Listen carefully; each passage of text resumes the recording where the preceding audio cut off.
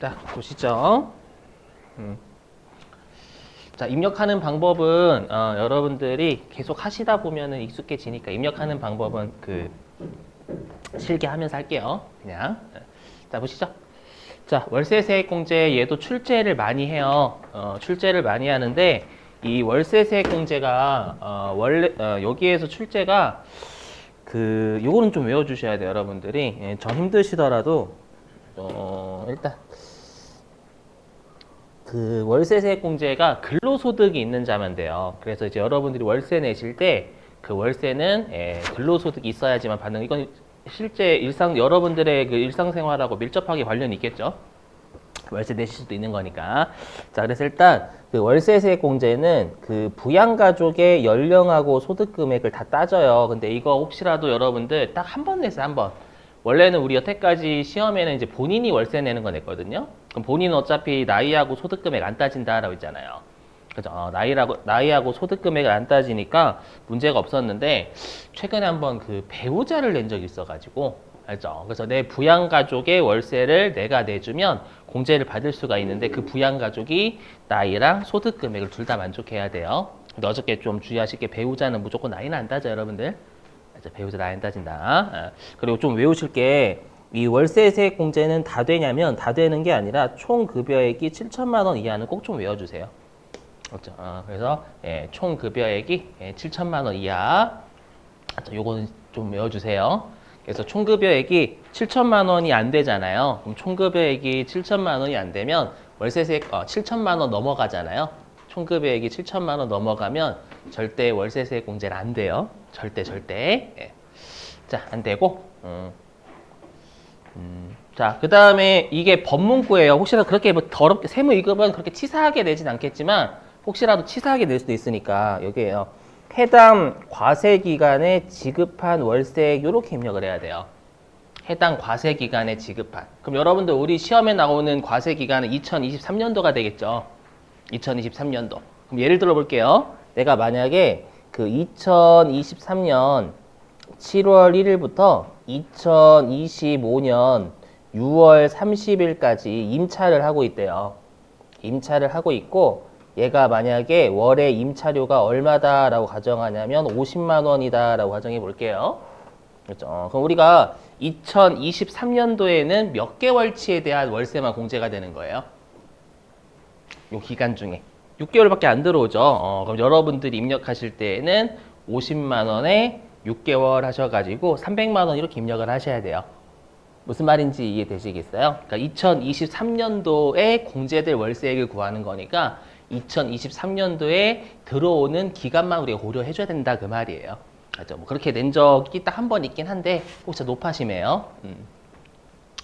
네, 요 정도만. 나머지는 버리시고. 아주 나머지 치사하게 안 해. 세무 1급이면 정말 치사하게 내는데 세무 2급은 치사하게 내지는 않아요. 소득세 같은 경우에는요. 처음인데 치사하게 내면 정말 막 새싹을 밟는 거죠. 막 난 소득세 저 할 거예요 딱 왔는데 막 새싹을 밟는 거 이렇게 해가지고. 맞죠? 그래서 그렇게 치사하게는 안 내니까. 안녕하세요.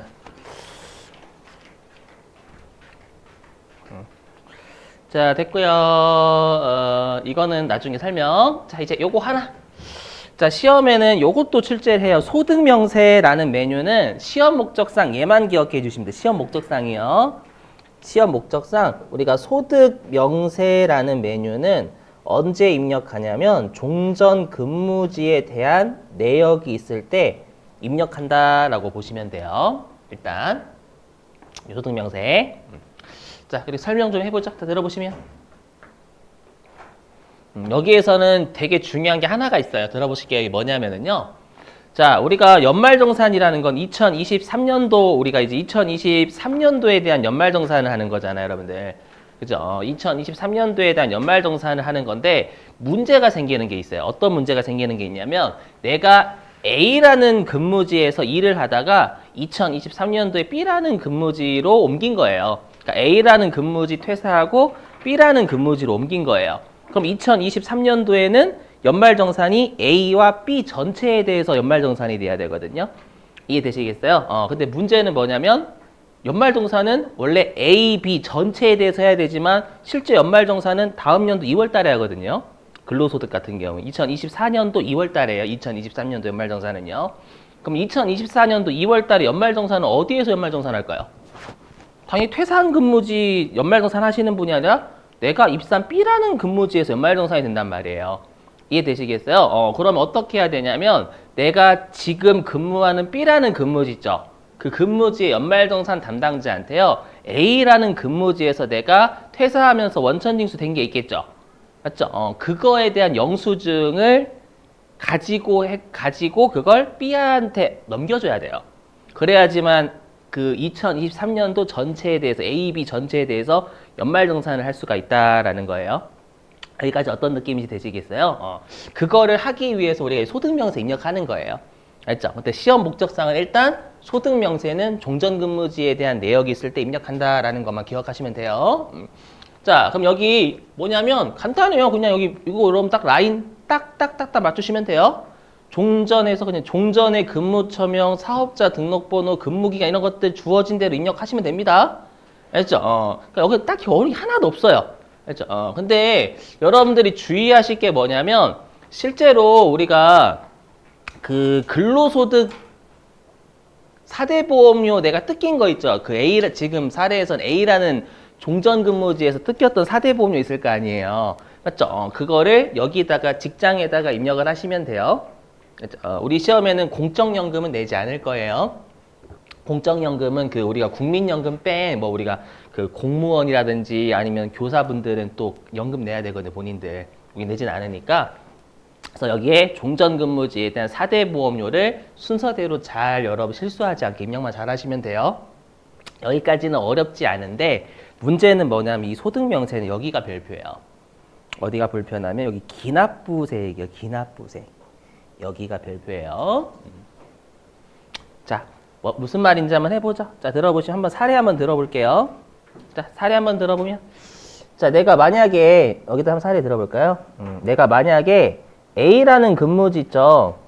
A라는 근무지에서요. 2023년 1월 1일부터 2023년 6월 20일까지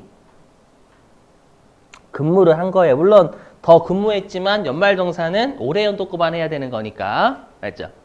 오케이. 예. 자, 그래서 그까지 근무를 했대요. 그럼 여러분들 우리가 퇴사하기 전에는 일단 원천징수를 먼저 했겠죠. 그 원천징수한 걸 우리가 뭐라고 하냐면 기납부세액이다라고 해요. 기납부세액. 그래서 예를 들어 가지고 요 기납부세액이 얼마다라고 가정하냐면 80만 원이다라고 가정을 할게요. 기납부세액. 그러니까 기납부세액이 내가 종전근무지에서 퇴사하기 전에 1월 달부터 6월 달까지 원천징수가 80만 원 된 거예요. 알죠? 됐는데 그럼 퇴사하면 우리가 연말정산은 퇴사하는 달에 급여 줄 때 연말정산한다라고 했죠, 여러분들. 그렇죠? 그러면 우리가 그 연말정산으로 내야 될 정확한 세금을 결정세액이다라고 해요. 말 그대로 결정된 세액. 이 결정된 세액이 예를 들어 가지고 50만 원이라고 가정할게요. 그렇죠? 그러니까 순서로 따지면 어떻게 되냐면 기납부세액이 1번이에요. 그러니까 입력하는 방식이 아니라 우리가 요 순서를 따지면 일단 퇴사하기 전에는 원천징수를 먼저 하는 거예요. 했다가 이제 퇴사를 하면 내가 정확하게 얼마의 세금을 내야 될지 연말정산을 한단 말이에요. 그렇게 되면 결정된 세액이 나와요. 그러면 내가 지금 결정된 세액보다 많이 냈어요? 적게 냈어요? 당초에? 많이 냈죠?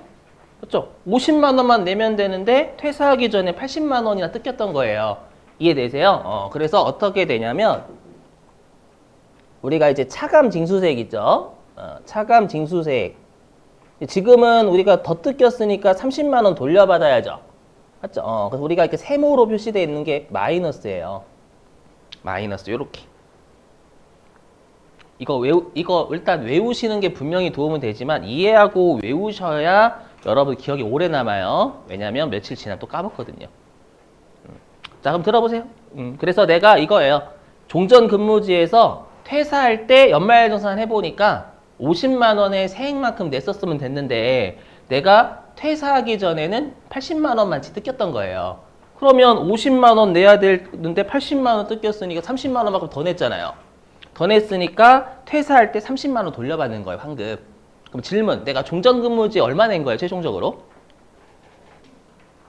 그렇죠, 50만 원 낸 거예요. 항상 내가 종전근무지에서 퇴사할 때는요, 무조건 결정세액만큼 내요. 이름이 결정된 세액이 말 그대로 결정된 세액. 자, 근데 문제가 뭐냐? 자, 이 보실게요, 하면. 근데 문제가 뭐냐? 여기 기납부세액이다라고 돼, 기납부세액.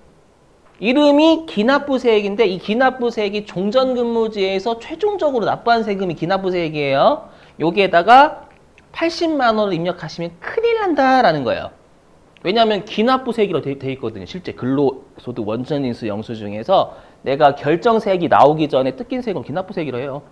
그렇죠? 여기에다가 기납부세액 입력하시면 큰일 난다라는 거예요. 그래서 반드시 뭘 입력해야 되면 여기에다가 종전근무지에 결정세액을 입력해야 된다라는 게 진짜 중요해요. 아셨죠? 이해되세요? 무슨 말인지? 알죠? 그러니까 이름만 기납부세액으로 같은 거지 요 기납부세액은 이름이 종전근무지에서 최종적으로 낸 세금이에요. 퇴사하면서. 알죠? 그럼 무조건 결정세액만큼 내게 있다, 내게 돼 있다라는 걸 명심 꼭 하셔야 됩니다. 알죠? 제가 실제로 하다 보면 요거 그 나중 기출문제 풀 때쯤 가잖아요. 정말로 기납부세액 입력하세요. 지금은 알았다고라고 하시겠지만 혹시 그런 새끼가 있어요? 그런 새끼 죄송해요. 그런 놈이 있어요? 나구나. 나중에 나구나. 그런 놈이 나구나. 선생님이 왜 그렇게 강조하는지 알겠다. 꼭 이해하시고 기억하셔야 돼요. 그냥 암기하시면 큰일 납니다. 물론 큰일 나는 건 아니지만 까먹어요, 이게. 이해하시고, 여기서 소득명세는 얘만 주의하시면 돼요, 얘만. 아셨죠? 자, 됐어요. 그리고 이제 하나 더. 뭐냐면, 우리가 어저께 부양가족 인적공제에 대해서 입력하는 게 사원 등록의 부양가족 명세라는 게 있었죠. 그죠? 근데 우리가 지금 연말정산과 관련된 걸 입력하는 실기 프로그램이 연말정산 추가자료 입력이라는 메뉴거든요. 그럼 이 연말정산 추가자료 입력에서도 인적공제에 대해서 입력할 수가 있다라는 거예요. 알죠? 무슨 말 잘 들어보세요. 우리 시험에는 인적공제를요, 연말정산에서 같이 출제해버려요. 어떻게 출제하냐면, 우리가 일단은 부양가족에 대해서 다 입력을 해놔요. 부양가족에 대해서 다 입력을 한 다음에 어떻게 하냐면, 입력이 되어 있는데 그 입력된 게 다 죄송해요. 침이 나오냐? 이렇게 되어 있는 거예요. 세팅이 다 기본공제가 안 된다라고 세팅이 되어 있는 거예요. 그러면서 그걸 고치세요라고 출제를 해요. 일반적으로. 알죠? 그러니까 인적공제는 연말정산에서 거의 같이 낸다라고 보시면 돼요. 알죠? 그래서 우리가 이 인적공제를 연말정산 추가자료 입력에서 우리가 입력하는 메뉴가 여기 부양가족이다라는 탭이에요. 탭. 시험에서는 부양가족이라고 주는데 여러분 저기 뭐하는 탭이야? 라고 생각하시면 안 되니까. 알죠? 자, 그랬을 때 그럼 여러분 여기 익숙하시죠? 우리 어저께 봤던 거 똑같아요. 여기 부녀자, 한부모, 경로우대, 장애인, 자녀, 출산임에 똑같잖아요. 맞죠? 근데 차이점은 뭐냐면 당구장 표시만 없어요. 그렇죠? 그렇기 때문에 여러분은 그냥 여기 연말관계에서 F2번을 클릭해서 해당 부양가족 찾으시면 돼요. 그럼 이렇게 떠요. 우리 어저께 봤던 1번 뭐 소득자의 직계준속, 뭐 3번 배우자 이런 게 뜬단 말이에요, 여러분들. 알죠? 당황하지 마시고 F2번 누르시면 된다라는 거예요. 나머지는 입력하는 거 다 똑같아요. 알죠? 생략. 자, 됐어요. 이렇게 해가지고 여기까지가 이제 우리가 실기 알죠? 하는 거였고요.